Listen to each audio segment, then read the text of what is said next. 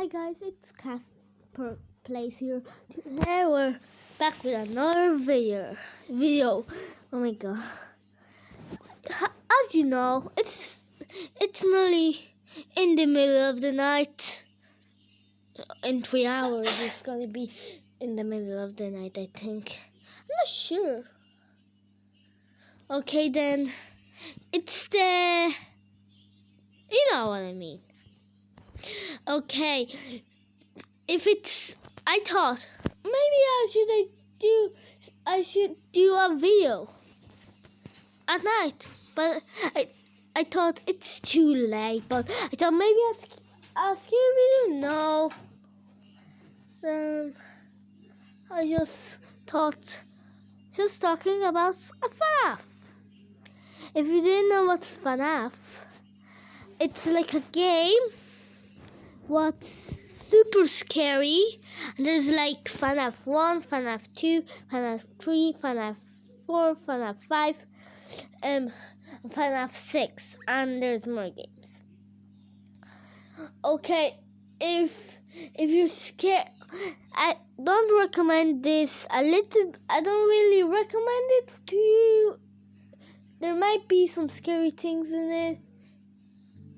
If you're a kid and you're scared of scary things, please don't watch this. Okay? So let's get started. I only have like you can 4 mechanically minutes. wheeze all you want, Michael Eggs Benedict, Afton, Purple Guy, Jingleheimer, Schmidt, but I am not spending another 20 minutes trying to piece together whether you're Springtrap, whether you're Purple Guy, whether you're a second Purple Guy, and whether all of this requires yet another rewrite of the timeline. I am not doing it. At least not until the next book comes out in June. Nope, no siree doggo. Today, the series that prompted lore-based theories to flood this channel is getting the old school game theory treatment. That's right, today I'm tackling the science of Five Nights at Freddy's.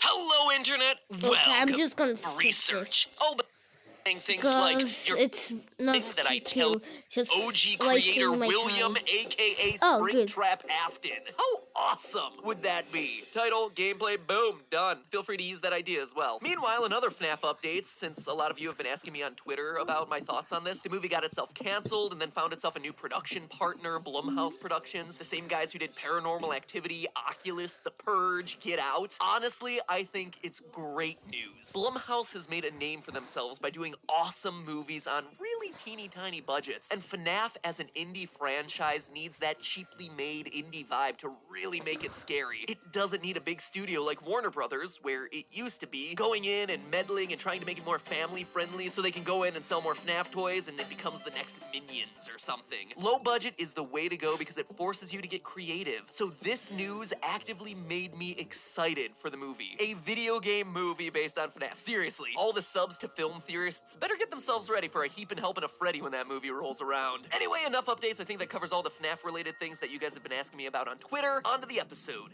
This week I'm covering a topic I've wanted to do since the release of FNAF 4 back in 2015 and never had the opportunity to because I was always so busy trying to piece together the damn lore, and that is, can an animatronic actually kill you? Since, you know, this series has a lot of animatronics and a whole lot of death at the hands of animatronics. But more specifically, I want to focus on the bite. You know the one I'm talking about. Whether or not you believe this moment to be the bite of 83 or the bite of 87, whether or not the date really even matters anymore, one thing is clear. This is the moment that set in motion everything else in these games. Based on the evidence coming from 6 games and the Silver Eyes book, William Afton, creator of the animatronics, suffers this tragedy where his son's head gets crushed in a childhood bullying incident. A few days later, the son dies of his wounds in his hospital bed, setting in motion Afton's Logan's quest to, quote, put him back together. Cut to scoopings, sister locations, a dead daughter, and more missing children than you can shake a basket of exotic butters at, and all because of this one moment. The bite is treated as a freak accident, something that couldn't have been helped. The horrific ending of an innocent childhood prank gone wrong. A series filled with haunted puppets and reincarnated skin suits starts with this. Just a random tragic incident that nobody could have stopped. A simple mechanical failure.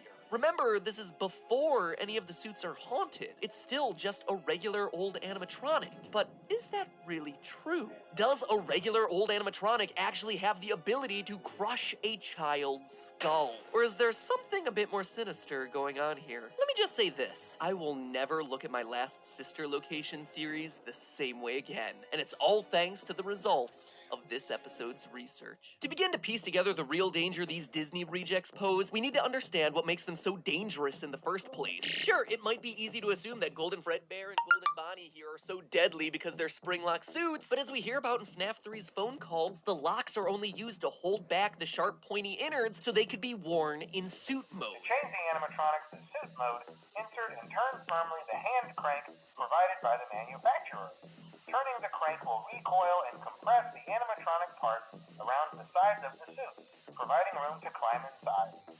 Please make sure the spring locks are fastened tight to ensure the animatronic devices remain fixed. It's also something that we witness up close and personal during Night 4 of FNAF's sister location. The spring locks hold back the robotic innards, and them unsnapping and releasing the mechanism is what makes them so deadly. But during FNAF 4's bite, Golden Freddy is already in robot mode. There would be no spring locks activated. They would not be snapping shut. To put it simply, the robot is operating like any normal animatronic would be, meaning that the danger is coming not from some weird, unique detail of FNAF-verse-style robots, but rather from the same mechanisms that exist in any animatronic, be it in a fictional pizzeria to the creepy remnants of Big Bear Jamboree heads looking down at you from the Winnie the Pooh ride in Disneyland. Go ahead, look it up. There's some nightmare fuel for you. Or better yet, if you're at Disneyland leaving the Heffalump and Woozle section of the ride, look behind you and look up. Ho ho! Prepare for a surprise.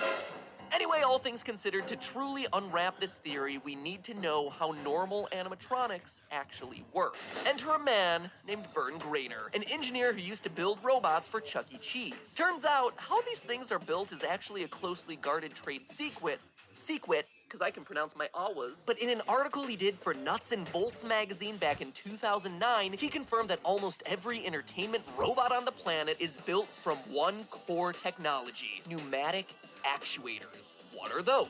Well, yo, listen up then. Ya homies know that when all the sickest ballers want to pimp out their bangin' rides, yo, they install hydraulic lifts in their undercarriage, like Ramon from the Cars movie? Well, where hydraulics use oil and fluid dynamics to do that sweet lifting, yo, pneumatics use air pressure. You build up a bunch of air pressure and then release it. That release moves whatever you want. A piston, a pulley, the deadly grin of a lifeless singing bear. They're used in everything from robots to build cars to the jaws of, well, Jaws at Universal Studios. Now, Grainer doesn't specify how powerful the...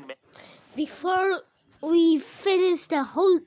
We won't finish the whole thing because I can't.